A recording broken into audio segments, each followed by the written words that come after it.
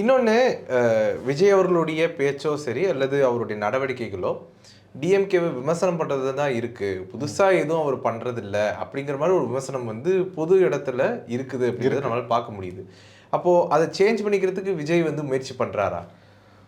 அவர் என்ன first prove பண்ண try பண்ணுறாருன்னா, இன்னைக்கு டிஎம்கே வந்து ஆக்சுவலாக வந்து டிஎம்கே வந்து அரசியல் எதிரியாக தான் வச்சுருக்காரு. அவங்க கொள்கைகள் வந்து எங்களுக்கு எதிரானதுன்னு சொல்லலை.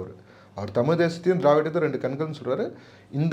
இந்த மக்களுக்கு தமிழக மக்களுக்கு வந்து தேவையான விஷயங்களே இன்னும் போய் சேரலைன்றது தான் அவர் பாயிண்ட். அந்த கொள்கை படிகளில் நடக்கலை அப்படின்றத அவர் ப்ரூவ் பண்ண ட்ரை பண்ணிட்டுருக்காரு. இன்றைக்கி திருச்சியில் பேசும்போது என்ன சொன்னார், மக்களோட அடிப்படை தேவைகளான கல்வி, மருத்துவம், எலக்ட்ரிசிட்டி, ரோடு, அது இல்லாமல் பெண்கள் பாதுகாப்பு, சட்ட ஒழுங்கு, இதிலெல்லாம் நோ காம்ப்ரமைஸ்ன்றார்.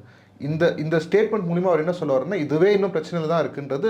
அது பிரச்சனையில் இருக்கான்னு கேட்டால் ஆமாம், இன்றைக்கும் எதுவும் தெரியல. உங்கள் வீட்டுக்கு எதிர்க்க இருக்கிற ரோடு இன்றைக்கி சரியாக இருக்கான்னு கேட்டால் கிடையாது. ரோடு போட்டு தான் இன்றைக்கும் தோண்டின்னு இருக்காங்க. எல்லா வேலையும் முடிச்சு ரோடு போடணுன்ற எண்ணம் இப்போ வரைக்கும் வரலன்னா நம்ம என்ன பண்ண முடியும்?